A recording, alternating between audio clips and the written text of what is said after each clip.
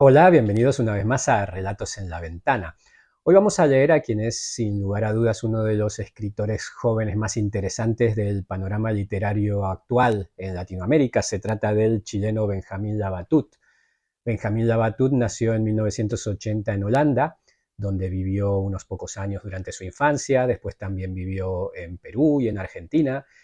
Pero finalmente con 14 años su familia se instala en Santiago de Chile y es allí donde vive desde entonces y donde termina su formación.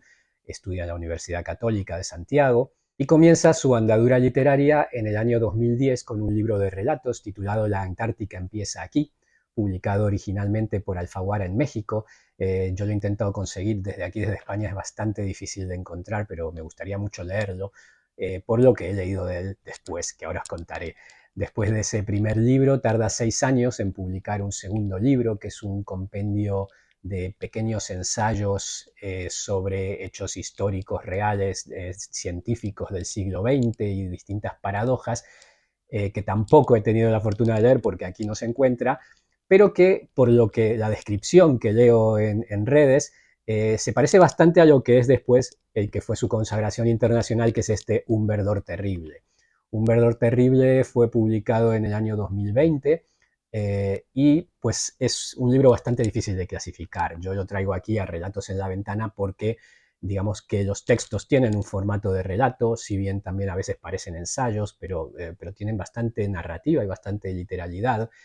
Y son relatos que conjugan hechos verídicos, históricos, en general de principios, la primera mitad del siglo XX, a través de descubrimientos científicos en el campo de la química, de la matemática, de la física, y las consecuencias que tienen luego posteriormente todos estos descubrimientos científicos, en algunos casos trágicas, en la vida social de mitad del siglo XX tan convulsa de la que tantas veces hemos hablado aquí y que tanto influyen en la literatura. Yo recomiendo que si no lo habéis leído, que lo leáis, este libro, Un verdor terrible, y bueno, no solamente me hagáis caso a mí, mis recomendaciones, sino también tener en cuenta que este libro, por ejemplo, en los Estados Unidos, en el año 2021 fue finalista tanto del Booker como del National, dos de los premios literarios más importantes que hay en los Estados Unidos, en la categoría del libro traducido.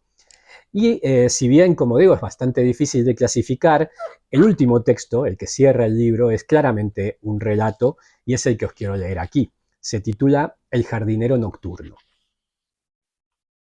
1. Es una peste vegetal que se esparce de árbol en árbol. Implacable, silenciosa, invisible, es una podredumbre oculta, escondida de los ojos del mundo. ¿Brotó de la tierra más profunda y oscura? ¿O acaso fue traída a la superficie por las criaturas más insignificantes? ¿Un hongo, quizás? No.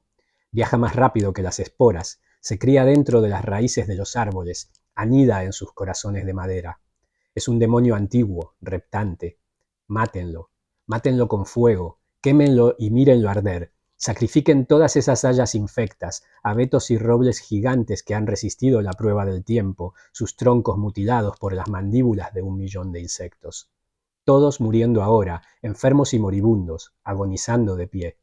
Déjenlos arder y miren sus llamas lamiendo el cielo, o de lo contrario ese mal consumirá el mundo, alimentándose de la muerte, devorando el verde vuelto gris.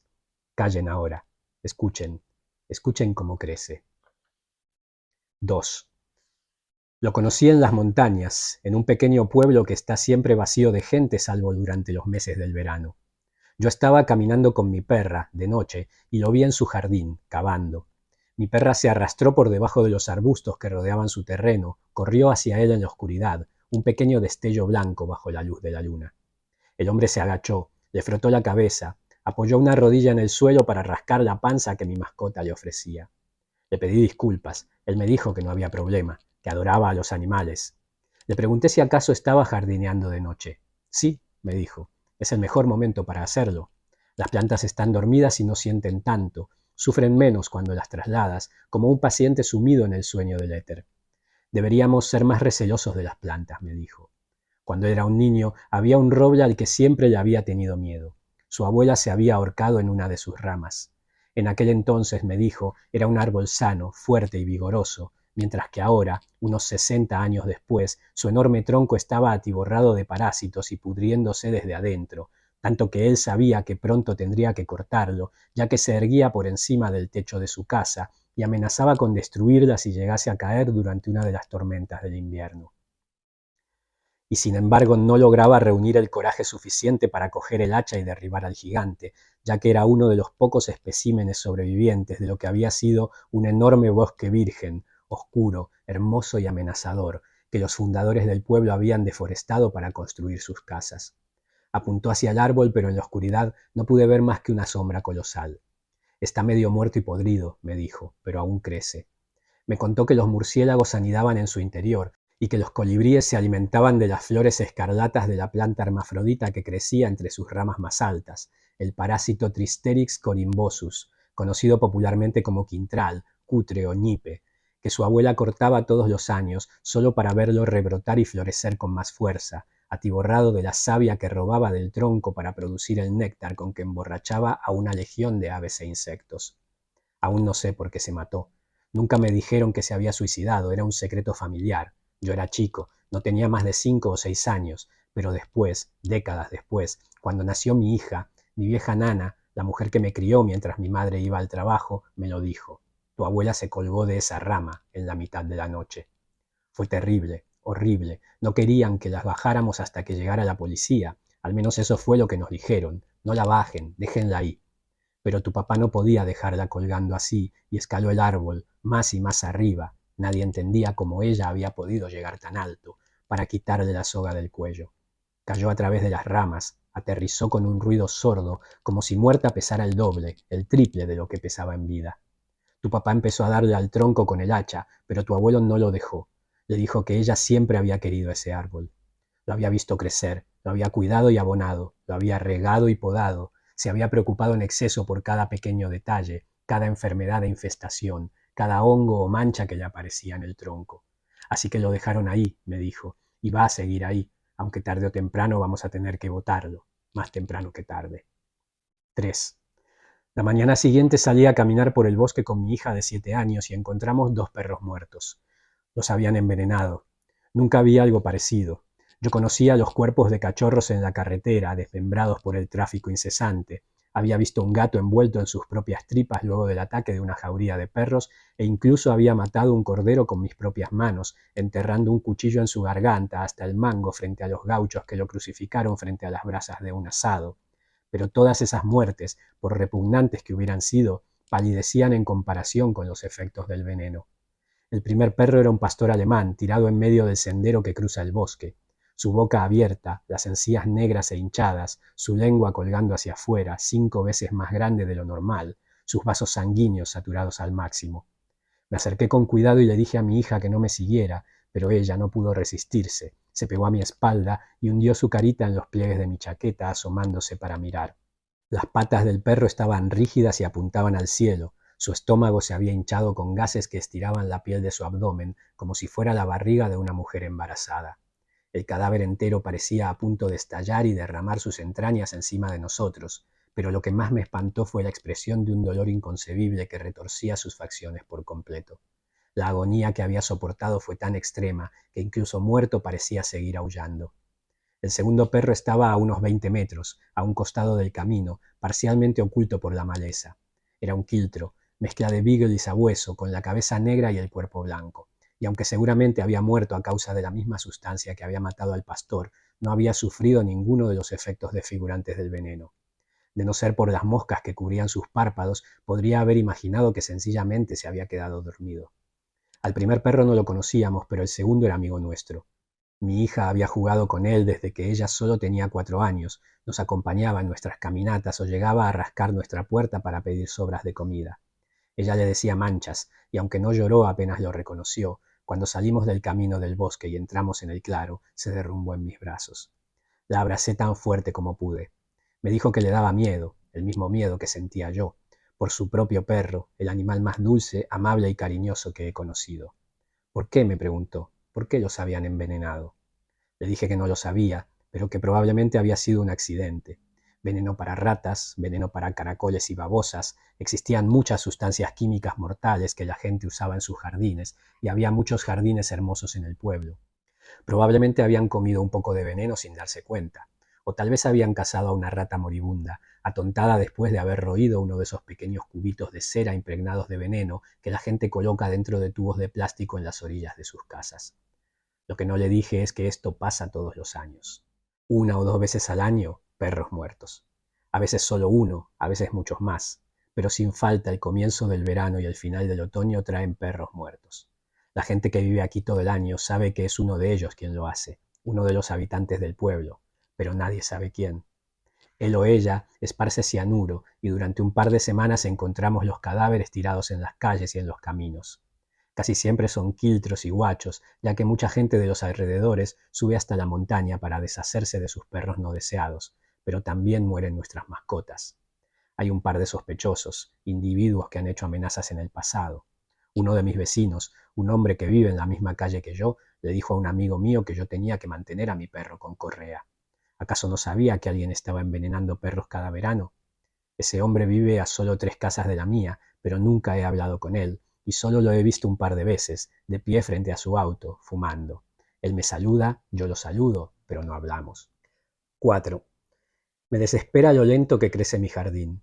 Los inviernos en la montaña son duros, la primavera y el verano son cortos y muy secos, y la tierra de mi jardín es pobre, ya que está apilada sobre escombros.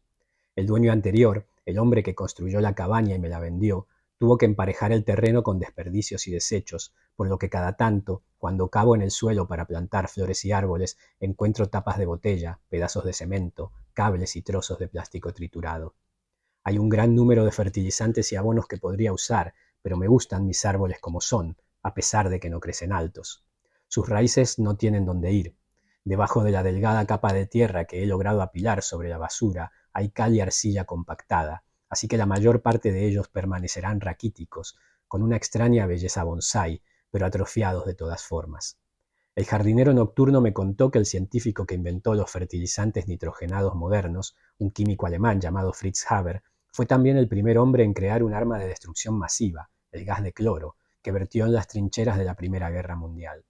Su veneno verdoso mató a miles y dejó incontables soldados arañando sus gargantas a medida que el gas burbujeaba dentro de sus pulmones, ahogándolos en sus propias flemas y vómitos, mientras que su fertilizante, que logró cosechar del nitrógeno que está presente en el aire mismo de la atmósfera, salvó a cientos de millones de la hambruna y alimentó nuestra actual explosión demográfica. Hoy en día el nitrógeno abunda, pero en siglos pasados hubo grandes guerras para acaparar mierda de murciélago y aves, mientras que las tumbas de los faraones egipcios fueron saqueadas por ladrones que no buscaban oro ni joyas, sino el nitrógeno escondido en los huesos de las momias y de los miles de esclavos que fueron enterrados junto a ellas. Según el jardinero nocturno, los mapuches trituraban los esqueletos de sus enemigos y esparcían ese polvo en sus granjas como fertilizante, trabajando siempre en medio de la noche, cuando los árboles están profundamente dormidos, ya que creían que algunos de ellos, el canelo y la araucaria, eran capaces de ver el alma de un guerrero, robar sus secretos más profundos y divulgarlos por las raíces del bosque, donde los pálidos micelios de los hongos le susurran a los rizomas de las plantas, arruinando la reputación del guerrero ante toda la comunidad. Con su vida secreta perdida, desnudada y expuesta ante los ojos del mundo, el hombre empezaba a marchitarse lentamente, secándose de adentro hacia afuera, sin saber por qué. 5. La forma en que este pequeño pueblo está construida es muy extraña. No importa qué camino tomes, invariablemente te llevará hacia un pequeño trozo de bosque escondido en su límite más bajo, una de las pocas zonas que sobrevivió al gigantesco incendio que devastó gran parte de la región a finales de los años 90, amenazando la existencia misma del pueblo. El fuego rugió hasta consumirlo todo.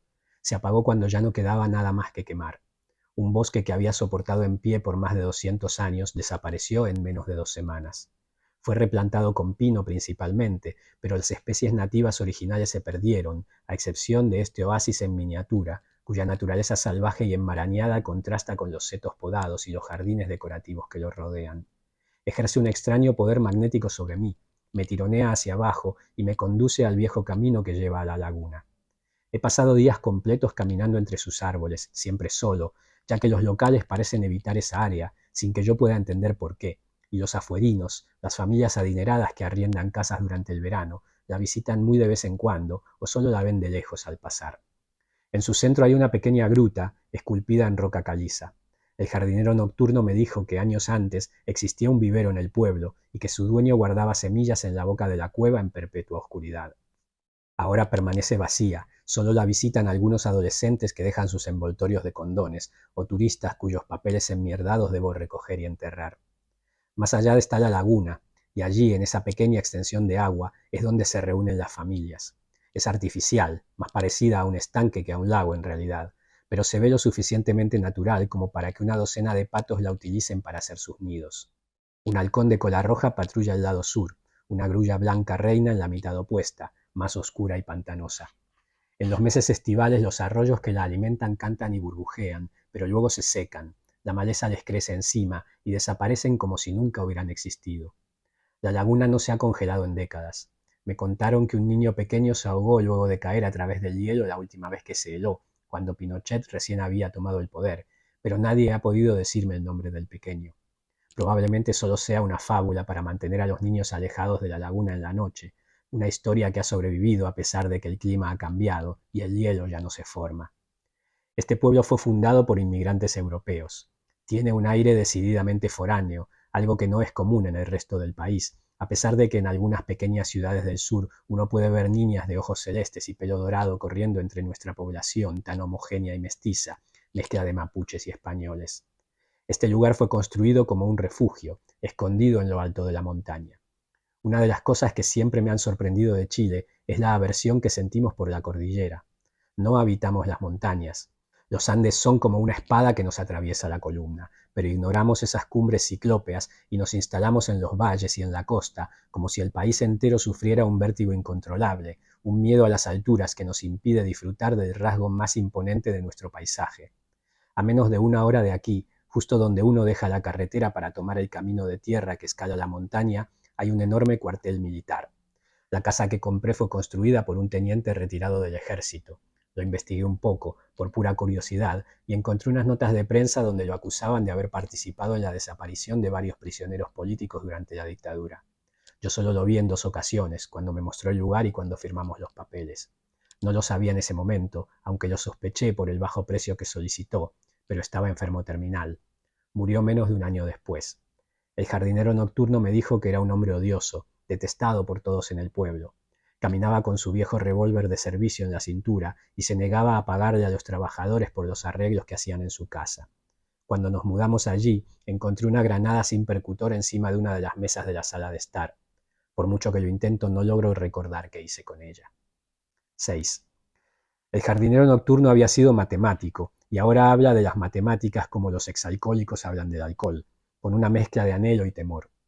Me dijo que había tenido el comienzo de una carrera brillante, pero que había renunciado luego de conocer el trabajo de Alexander Grothendieck, un verdadero genio que en la década de los 60 había revolucionado la geometría como no lo había hecho nadie desde Euclides, y luego abjuró de las matemáticas inexplicablemente a los 40 años, en el apogeo de su fama internacional, dejando un legado único y desconcertante, cuyas ondas de choque continúan sacudiendo todas las ramas de su disciplina, que sin embargo él se negó a discutir, o siquiera a mencionar, hasta el día de su muerte más de 4 décadas después. Al igual que el jardinero nocturno, cuando Grothendieck llegó a la mitad del camino de su vida, dejó su hogar, a su familia, su carrera y a sus amigos, y vivió como un monje, recluido en los Pirineos.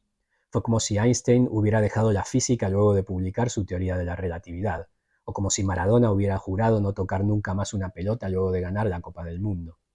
La decisión del jardinero nocturno de abandonar la vida social no se debió solamente a su admiración por Grothendieck, por supuesto. También había sufrido un divorcio que lo dejó en la ruina, se había distanciado de su única hija y le habían diagnosticado cáncer de piel, pero él insistía en que todo aquello, sin importar cuán doloroso había sido, era algo secundario al lado de la súbita constatación de que eran las matemáticas y no las bombas atómicas, los computadores, la guerra biológica o el apocalipsis del clima las que estaban cambiando nuestro mundo, a tal punto que en tan solo un par de décadas a lo sumo, sencillamente no seríamos capaces de entender qué significa ser humano. No es que alguna vez hayamos podido hacerlo, me dijo, pero ahora las cosas están empeorando. Podemos despedazar átomos, deslumbrarnos con la primera luz y predecir el fin del universo con solo un puñado de ecuaciones, garabatos y símbolos arcanos que las personas normales no pueden entender, a pesar de que gobiernan sus vidas hasta el más mínimo detalle. Pero no es solo la gente común. Los propios científicos han dejado de entender el mundo. Mira la mecánica cuántica, por ejemplo, la joya de la corona de nuestra especie, la teoría física más precisa, hermosa y con mayor alcance que hemos inventado. Está detrás de Internet, de la supremacía de nuestros teléfonos celulares, y ofrece la promesa de un poder computacional solo comparable a la inteligencia divina. Ha transformado nuestro mundo hasta volverlo irreconocible. Sabemos cómo usarla, cómo funciona por una suerte de milagro, y sin embargo no hay un alma en este planeta, nadie vivo o muerto que realmente la entienda. La mente no puede lidiar con sus paradojas y contradicciones. Es como si la teoría hubiese caído a la Tierra, al igual que un monolito proveniente del espacio, y nosotros sencillamente gateamos a su alrededor como simios, jugando con ella, lanzándole piedras y palos, sin ninguna comprensión verdadera. Así que ahora se dedica a su jardín, cuida el suyo y también trabaja en otras propiedades del pueblo. Que yo sepa no tiene amigos y sus vecinos lo consideran un bicho raro, pero a mí me gusta pensar que sí somos amigos, ya que a veces deja un balde con compost afuera de mi casa como regalo para mis plantas. El árbol más antiguo de mi terreno es un limón, su copa es un tupido enjambre de ramas. Hace poco el jardinero nocturno me preguntó si yo sabía cómo morían los cítricos. Cuando llegan a la vejez, si logran sobrevivir a sequías, enfermedades y a los incontables ataques de pestes, hongos y plagas, sucumben por sobreabundancia. Al alcanzar el fin de su ciclo de vida, dan una última cosecha gigantesca de limones. En su primavera final, sus flores brotan y florecen en enormes racimos y llenan el aire con un dulzor tan fragante que te hace picar la garganta y las narices a 2 cuadras de distancia. Sus frutos maduran todos a la vez, ramas completas se quiebran bajo su peso, y luego de un par de semanas el suelo a su alrededor está cubierto de limones podridos. Es extraño, me dijo, ver tanta exuberancia antes de la muerte. Uno puede imaginarla en el reino animal, esos millones de salmones copulando antes de caer muertos, o los miles de millones de arenques que vuelven blancas las aguas de las costas del Pacífico con su semen y sus huevos a lo largo de cientos de kilómetros. Pero los árboles son organismos muy diferentes, y esos espectáculos de monstruosa fertilidad no parecen propios de una planta y son más parecidos a los excesos de nuestra propia especie, con su crecimiento desbordado y fuera de todo control. Le pregunté cuánto tiempo le quedaba de vida a mi limón. Me dijo que no había forma de saberlo, al menos no sin cortar su tronco para mirar sus anillos, pero ¿quién querría hacer una cosa así? Este es el relato del jardinero nocturno de Benjamín Labatut. Espero que os haya gustado.